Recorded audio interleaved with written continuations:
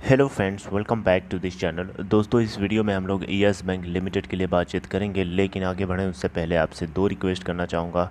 पहली रिक्वेस्ट कि अगर आप डीमैट अकाउंट या ट्रेडिंग अकाउंट ओपन कराना चाहते हैं, डिस्क्रिप्शन बॉक्स में एक लिंक आपके लिए ड्रॉप किया गया है अपस्टॉक में अकाउंट ओपन कराने के लिए। और दूसरी रिक्वेस्ट ये है दोस्तों कि अगर आप इस चैनल को फर्स्ट टाइम देख रहे हैं, सब्सक्राइब करके ऐड हो जाइए और बेल आइकन को ज़रूर से हिट करिएगा ताकि आपको किसी भी वीडियो की नोटिफिकेशन मिलती रहेगी, मिस नहीं होगी।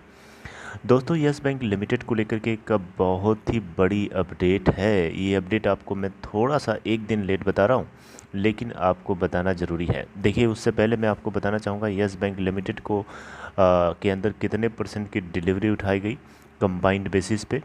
आई मीन यस बैंक पे एनएससी और बीएससी दोनों पे ट्रेडेड वॉल्यूम का कितना परसेंट डिलीवरी उठाई गई। देखिए, 41.1% ऑफ डिलीवरी है। और क्वांटिटी ऑफ डिलीवरी की बात करें तो 3 करोड़ 9, एक मिनट देखना पड़ेगा, 1 10 100 1000 10,000 लाख 10 लाख करोड़ या 3 करोड़ 9,34,500 क्वांटिटीज़ की डिलीवरी और 7 करोड़ 52,30,500 क्वांटिटीज़ टोटल ट्रेड करी गई एनएससी प्लेटफॉर्म और बीएससी प्लेटफॉर्म पे मिला के।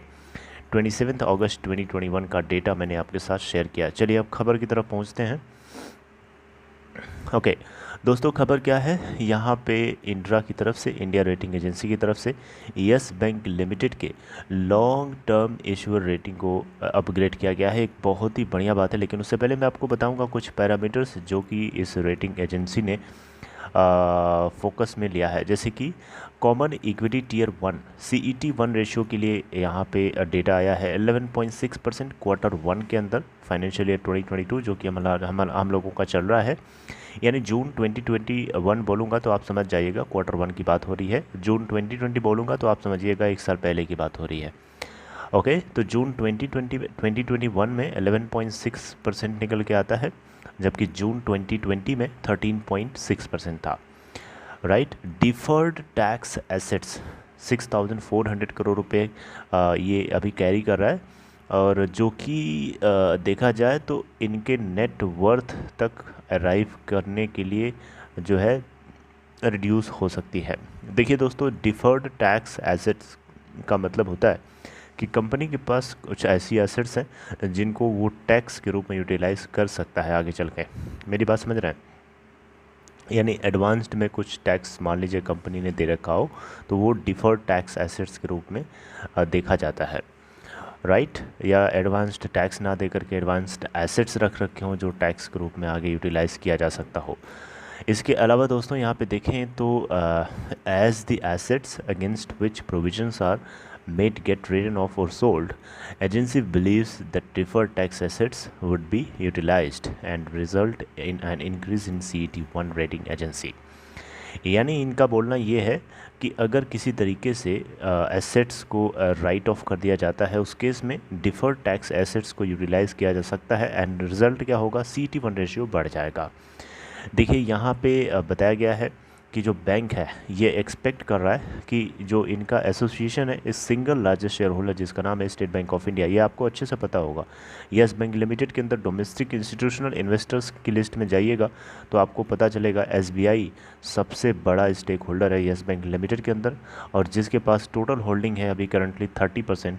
और यहाँ पे मार्च 2023 तक ऐसा बताया जा रहा है कि यस बैंक लिमिटेड ज़्यादा से ज़्यादा 4% की हिस्सेदारी बेच सकता है अपनी टोटल 30% में से। यानी अभी भी उसके पास 26% की हिस्सेदारी बनी रहनी चाहिए। कब तक? मार्च 2023 तक। मेरी बात समझ रहे हैं ना? मैं ये बता रहा हूँ कि यस बैंक लिमिटेड के अंदर SBI state bank of India 30% की होल्डिंग रखता है और 4% इसमें से और ज़्यादा से ज़्यादा बेच सकता है। यानी 26% की होल्डिंग उसको किसी भी तरीके से बना के रखना है मार्च 2023 तक। राइट। इसके अलावा कुछ और पैरामीटर्स हैं जिनको देखते हुए इस रेटिंग एजेंसी ने इनको अपग्रेड किया। देखिए यहाँ पे प्रॉफिटेबिलिटी में फाइनेंशियल ईयर 2022 के अंदर यानी जून 2021 के अंदर अगर हम देखें, यानी Q1 के अंदर, तो लेंडर को यानी ये फाइनेंशियल ईयर 2021 के अंदर पूरे चारों क्वार्टर की बात हो रही है यहाँ पे, तो 3400 करोड़ का नेट लॉस पोस्ट किया था बैंक ने, जिसमें फ्रेश स्लिपेजेस भी 12,000 करोड़ के निकल के आए थे। अरे कुल मिला जुला के ऐसे समझिए कि बैंक जो है 67% प्रोविजनिंग भी किया था। यहाँ पे बताया जा रहा है कि बैंक जो है अपने प्रॉफिटेबिलिटी को मेंटेन करने में काफ़ी ज़्यादा सक्सेसफुल हो सकता है। बैंक को अपने रिकवरीज में अपग्रेडेशन होता हुआ देखने को मिल सकता है। कैश रिकवरीज 5,000 करोड़ की एक्सपेक्ट कर रहे हैं फाइनेंशियल ईयर 2021 के अंदर। राइट, इन्होंने एक्सपेक्ट किया, विटनेस किया था राइट अपग्रेडेशन और रिकवरीज के अंदर। और फाइनेंशियल ईयर 2022 का टारगेट है इनका 5,000 करोड़ फिर से रिकवर करने का, जिसमें से 600 करोड़ रुपए इन्होंने Q1 के अंदर ऑलरेडी रिकवर कर लिया है। राइट, 4,400 रुपये का अमाउंट, करोड़ रुपए का जो अमाउंट है आगे के 3 क्वार्टर्स में इनको किसी भी तरीके से रिसीव करने हैं। राइट, तो दोस्तों ये सारी बातें डेटा आप जो है इसके रिज़ल्ट के अंदर जाके देख सकते हैं। लेकिन देखिए यहाँ पे यस बैंक लिमिटेड को लेकर के इंडिया रेटिंग्स एजेंसी इंड्रा की तरफ से इस बैंक के लॉन्ग टर्म इशूअर्स को रेटिंग को BBB, जो कि एक एडेक्वेट कैपिटल लेवल्स को रिफ्लेक्ट कर रहा है, जो कि जिसका मतलब है कि अगर किसी भी तरीके की दिक्कत होती है या कोई स्ट्रेस क्रिएट होता है इसके बुक के ऊपर, तो डेफिनेटली उसको ये झेल सकता है। It has capacity to withstand against any stress on book and improving deposit profile. Outlook is stable, यानी बैंक जो है, बैंक का जो आउटलुक है स्टेबल है। बैंक की जो बुक है, अगर किसी तरीके का उसके ऊपर एक्सपेक्टेड स्ट्रेस क्रिएट होता है, डेफिनेटली उसको विद स्टैंड करने के लिए कंपनी के पास एनफ कैपिटल लेवल्स ऑलरेडी है। इसी को लेकर के यस बैंक लिमिटेड के को लेकर के BBB की रेटिंग दी गई है, जो कि इसके गुड साइन को रिफ्लेक्ट कर रहा है। तो ये एक अच्छी खबर है। रही बात 4% की हिस्सेदारी बेचने की, तो आप कन्फ्यूज़ ना होइएगा, वो यस बैंक लिमिटेड के अंदर SBI की बात हो रही है।